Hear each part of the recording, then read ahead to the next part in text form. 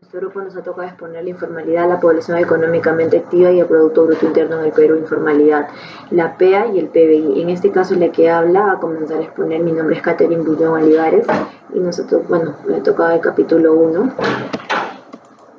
En este caso, la informalidad en el Perú. La definición de la informalidad. La informalidad es un fenómeno complejo que conduce a un equilibrio social no óptimo, en el que los actores sociales participantes, que vienen a ser los trabajadores, las empresas y microempresas, quedan desprotegidos en términos de salud y empleo. A su vez, el estudio señala que la informalidad se incrementa a causa de 3 factores principales, que son los impuestos laborales, la mala legislación en seguridad social, las políticas macroeconómicas que afectan a los sectores más propensos a optar por la informalidad y reformas comerciales sin análisis de impacto en los sectores de menor productividad. Esta es una estructura, ¿no?, del sector informal donde podemos apreciar el porcentaje de las tasas de la población total. En este caso, según la informalidad en la informalidad en el Perú, según Richard Webb, la informalidad que aqueja el Perú y en general se trata de un factor más complejo, que el sector determinado quedaría libre a disposición de sufrir daños de salud y de empleo. También se aprecia que existen factores que influyen potencialmente al incremento de la informalidad. En la estructura del sector informal, causas y consecuencias de la informalidad. Las causas. Podemos apreciar la síntesis de las causas de la informalidad a nivel internacional, la falta de empleo, la falta de crecimiento económico, el bajo salario, ya que sabemos que sacan menos de lo que necesitan para sobrevivir. El Estado no contiene el desarrollo de la economía informal. Cualquiera puede salir a vender en la calle ya que no hay un régimen establecido. El nivel de escolaridad, las carreras truncas, secundaria, el sistema educativo está dando las herramientas respectivas. El desempleo, el menor índice de remesas, la exclusión, la marginación. Con una breve conclusión, en tema de las causas, existe una variedad de factores que desencadenan la informalidad, como una de estas es el factor económico, ya que, como se sabe, cuando hay algún tipo de desorden en la economía, origina la baja en los empleos, despidos, etcétera, provocando empleos y autoempleos ilícitos, ¿no?, ya que no trabajan de manera legal. Las consecuencias. La pobreza y desigualdad. Si bien es cierto, no existe un vínculo inmediato entre la informalidad y la pobreza. La primera tiene un efecto estadísticamente significativo sobre la segunda, el ingreso familiar de los que trabajan en el segundo formal. En el sector formal o en el sector público están asociados a ingresos promedios más elevados. Los programas de capacitación son muy comunes en Latinoamérica. Algunos países están imitando estos programas o a quienes les están dando buenos resultados. La falta de protección social, que viene a ser las actividades informales casi por definición, evitan los impuestos sobre la nómina y las contribuciones a la seguridad social, de manera que los trabajadores del sector carecen de acceso a las diferentes formas de protección social en el seguro de empleo, el seguro de salud o la jubilación. Como conclusión, tenemos que los desencadenantes de la informalidad son medidas obvias que se controlarían sabiendo aquello que lo origina. Pero una de las principales consecuencias de este fenómeno, como bien sabemos, es la pobreza y la desigualdad. ¿Por qué es importante medir la informalidad? Aun cuando la definición de informalidad puede ser simple y precisa, estimar su tamaño no resulta sencillo, pues identifica un fenómeno con la actividad económica que permanece ajena a los marcos legales y normativos del Estado. Se le describe como mejor variable latente no observada, es decir, como aquella variable para la que no existe la medida exacta y completa, para lo que es posible aproximarse a través de los indicadores que reflejan diversos aspectos. En conclusión, a este punto podemos ver que la importancia que adquiere el medir la informalidad debería ser de carácter crítico, ya que va de la mano con la actividad económica. ¿Por qué la informalidad debe ser motivo de preocupación? Ya que sabemos que es la forma distorsionada con la que una economía excesivamente reglamentada responde tanto a los choques que enfrenta como a su potencial de crecimiento. Se trata de una respuesta distorsionada porque la informalidad supone una asignación de recursos deficiente deficiente que conlleva la pérdida por lo menos parcial de las ventajas que ofrece la legalidad, la protección social, la protección policial y judicial, el acceso de crédito formal y la capacidad de participar en los mercados internacionales. Referente a este punto, podemos añadir que debería ser de un motivo de preocupación, ya que la informalidad de cierta manera induce a las empresas formales o sectores formales que opten por actos deshonestos para poder sobrevivir ante este fenómeno. Y bueno, y ahora, referente a este punto, a propuestas políticas, podemos apreciar que requiere la adopción de una serie de políticas que ayuden a reducir el número de trabajadores informales voluntarios y protegen la vulnerabilidad y la pobreza de aquellos que optan por permanecer informales. A partir de aspectos ya mencionados anteriormente y habiendo clasificado en 3 categorías las políticas que debemos seguir para eliminar las consecuencias del empleo informal en el Perú, se pueden dar las siguientes recomendaciones. Evaluar la legislación laboral, donde deben de evaluarse las leyes laborales de modo que sean consistentes con generación de más y mejores empleos, insistir en el equilibrio fiscal y comercial para promover a largo plazo, evitar los desajustes cambiarios, en particular sobre la evaluación de tipo de cambio, porque eso estimula el uso de bienes extranjeros y da capital importado. Bueno, referente ya finalmente a este punto, podemos añadir pues que las posibles soluciones que tienen ante la informalidad sería proteger la vulnerabilidad y la pobreza, facilitar y hacer más accesible y ágil el registro, ya sea de las empresas y de los negocios, ¿no? Gracias. Buenas tardes, mi nombre es Catherine Carvajal y yo les voy a hablar acerca de los indicadores de la informalidad. Los indicadores de la informalidad son una serie de datos que se representan en valores estadísticos con el objetivo de indicarnos cómo se encuentra la economía en un país. ¿Cuáles son los indicadores económicos? Uno de los indicadores económicos es la carencia de títulos de propiedad. También está incluido carreras o trabas burocráticas que impone el Estado en sus diferentes niveles. También está la política tributaria y rigidez de la política laboral y el costo que ella conlleva. Entre las causas y consecuencias de los indicadores, contamos con algunas causas. Estas son la falta de empleo, la falta de crecimiento económico, el bajo salario, la marginación y el nivel de educación. Las consecuencias de estos indicadores son por tratar de eludir el control de Estado. Muchas empresas informales siguen siendo pequeñas empresas que utilizan canales irregulares para adquirir y distribuir bienes y servicios y tienen que usar recursos constantemente para encubrir sus actividades. Algunas conclusiones que tenemos de estos indicadores informales es que esta informalidad es un motivo de preocupación. ¿Por qué? Porque refleja una ineficiente asignación de recursos y una ineficiente utilización de los servicios del Estado, lo cual podría poner en riesgo las perspectivas del crecimiento. Bueno, yo soy Xavier Cañuelas Miñán y vamos a hablar en esta ocasión sobre el capítulo 5, que es la informalidad en el sector salud, empleo, prevención e impuestos. Bueno, en este capítulo vamos a dividirlo en 3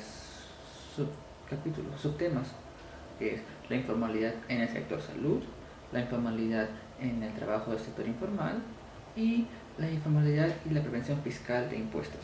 Bueno, ¿qué podemos decir sobre la informalidad en el sector salud? Bueno, hoy en día también en el Perú existe cerca de muchos establecimientos informales. Lamentablemente esto lleva a que los peruanos pongan en riesgo su vida. ¿Por qué? Porque muchas veces al no ser legal no cumplen con las condiciones sanitarias que requiere un buen centro de salud. Es por eso que muchas veces vemos noticias de que hay un enfermo que ha fallecido por una enfermedad clandestina, ¿no? Simplemente por eso. Bueno, en el sector laboral nos vamos a enfocar sobre los riesgos que tiene el trabajador, ¿no? Como pueden ser que las mujeres padecen más que los hombres por discriminación, porque normalmente en un trabajo informal no hay manual de MOF, no hay un recursos humanos, ¿no? También se han subestimado peligros para la seguridad y salud del trabajador, ¿no?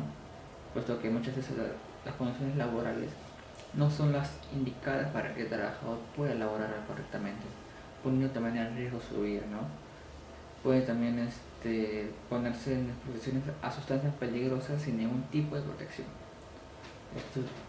Todo esto lleva al peligro en el ser humano.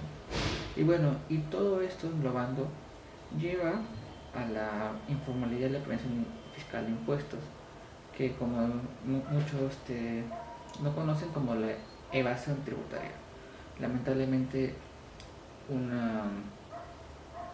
trabajo informal no permite o no evitan pagar los impuestos, dando así consecuencias graves en el Estado, que es por ejemplo con los impuestos podemos hacer las carreteras, ¿no? Más centros de salud, y al evadir impuestos los trabajos informales, estos no permiten que sea con normalidad. Hoy en día son millones y millones de soles que se van.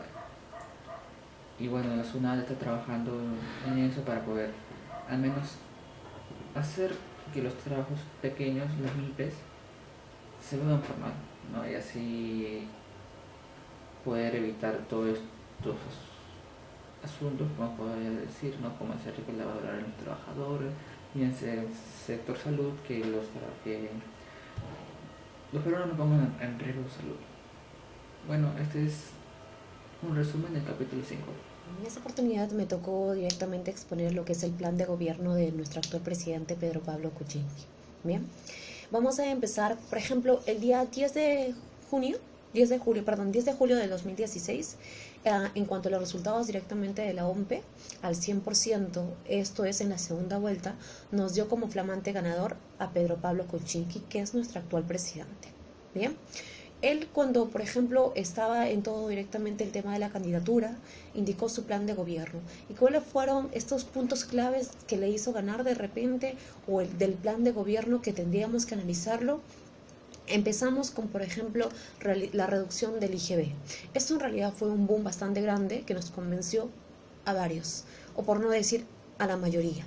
¿Por qué motivo? Porque él indicaba que desde el 15%, que actualmente es nuestro IGB el 18%, él iba a realizar lo que es una reducción del 15%, de las cuales los especialistas indican que al realizar esta reducción habría un conflicto bastante grande, o se efectuaría de una amenaza bastante grande en cuanto a la caja fiscal por un menor flujo de ingresos. Bien, otro punto bastante importante también de este plan de gobierno es cuando indicó o habló de lo que son las pequeñas y medianas empresas, donde él mencionó que van a menorar en cuanto al impuesto que se paga mensualmente, pero estas solamente se van a sumar empresas que tengan como ingreso clave 2.300 UITs. Bien. Otro punto bastante clave directamente también es en cuanto a las pensiones para los trabajadores. Él indica que ya sean personas que estén dentro de planilla o de repente son trabajadores independientes, deben de contar con lo que son las pensiones. Es lo que él prometió.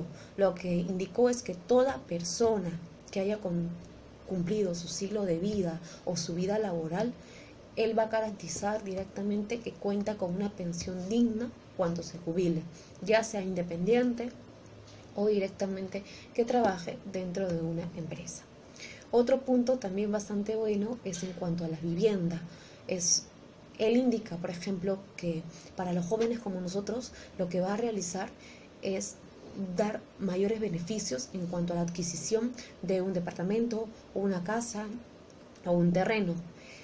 Precisamente, por ejemplo, actualmente cuando nosotros nos acercamos a lo que son los bancos, las cajas o de repente adquirir un préstamo, no hay muchos beneficios como para nosotros los jóvenes, o no hay esa accesibilidad para poder efectuar estos beneficios. Es por ello precisamente que él indicó que va a ayudarnos de esta manera y que va a realizar o nos va a permitir a nosotros como trabajadores directamente contar con una vivienda digna, a nosotros como jóvenes, perdón, contar con una vivienda digna, y de las cuales solamente tendríamos que pagar un 2% o un 3% de nuestro sueldo mensual. Es un monto bastante clave donde no nos perjudicaría en cuanto a nuestros ingresos.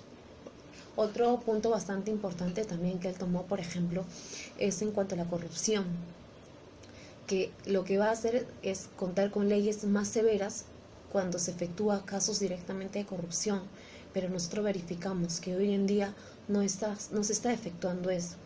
Por ejemplo, el caso ahora de Odebrecht, donde están involucrados muchísimas personas, presidentes, futuros presidentes de repente, presidentes anteriores, como por ejemplo Toledo, está involucrado Ollantaytamala, está involucrado Alan García, está involucrado Keiko Fujimori, inclusive nuestro presidente Pedro Pablo Kuczynski, pero en realidad no se sabe a ciencia cierta cuáles son los puntos de corrupción, de qué manera se efectúa esta corrupción. Es por ello precisamente que necesitamos lo que son leyes más severas para poder detectar todo ello y para verificar en realidad quiénes son las personas que están con esta corrupción y darle los castigos más severos. Muy aparte de ello, otro punto bastante importante que también tocó es en cuanto a la salud. Toda persona tiene derecho a contar con lo que es una salud gratuita. Toda persona tiene derecho a ir a una salud y poder ser atendido. Todo trabajador de salud, como también los doctores, médicos, enfermeros, etcétera, tienen derecho a tener un sueldo que sea bueno para ellos, que puedan mantener directamente a su familia, pero en verdad no lo verificamos. Por ello, precisamente, hace varios meses atrás se efectuó las huelgas, no solamente de lo que son salud, también verificamos huelgas como de los profesores, que se generó bastantes pérdidas, que nos perjudicó a muchas personas, porque fueron varios meses que no se estaba efectuando las clases, que perdieron clases, los niños, los jóvenes, no se estaba efectuando. Es por eso que en este caso, para poder de repente contar con estas propuestas claves, debemos verificar exactamente cuáles son las propuestas, qué es la propuesta que nos está indicando. Otro caso bastante importante que él dio también la propuesta, por ejemplo, es sobre la ola de violencia que se está manejando dentro de nuestro país. Él indicó que va a ser mucho más severo, que va a atacar esta ola de violencia, de las cuales no se está generando. Día a día se está efectuando mucho más violencia. Perú actualmente, nuestro país, lamentablemente, no es seguro. Ya no puedes estar seguro en tu casa, no puedes estar seguro en la calle, no puedes estar seguro en la universidad, en el trabajo. En cualquier momento del día puedes ser víctima de un robo, de un asalto, o pueden matarte simplemente por contar con un teléfono. En realidad, nosotros debemos decir, ya basta, ¿qué está pasando?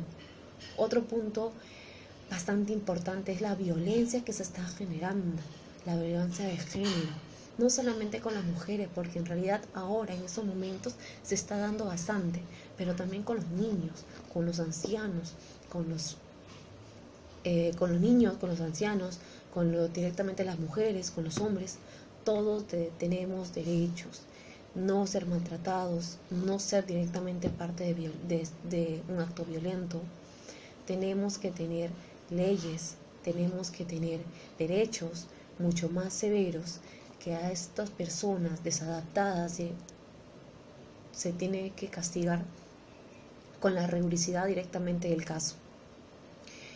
Otro punto en cuanto directas muy efectivas para poder de una vez por todas parar con esta violencia. Y esta violencia o este cambio dentro de nuestro país está en nuestras manos. Solamente nosotros lo podemos detener. ¿Y cómo lo podemos detener? Si tenemos la oportunidad de poder elegir a un presidente, si tenemos la oportunidad de poder elegir en realidad, ¿por qué no lo hacemos? ¿Por qué no investigamos?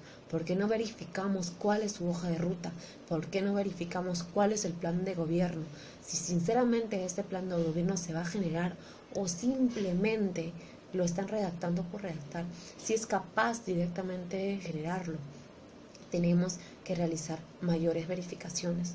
Es por ello que culminaría esta exposición o esta pequeña introducción mencionando que por favor todas las personas que puedan verificar este video, hay que realizar un voto a conciencia, hay que investigar, hay que verificar cuál es el plan de gobierno y si sinceramente lo van a cumplir para que de esta manera nuestro Perú pueda cambiar, porque el cambio está en nosotros, en elegir bien, en tomar buenas decisiones. Ahí se puede realizar el cambio. Muchísimas gracias.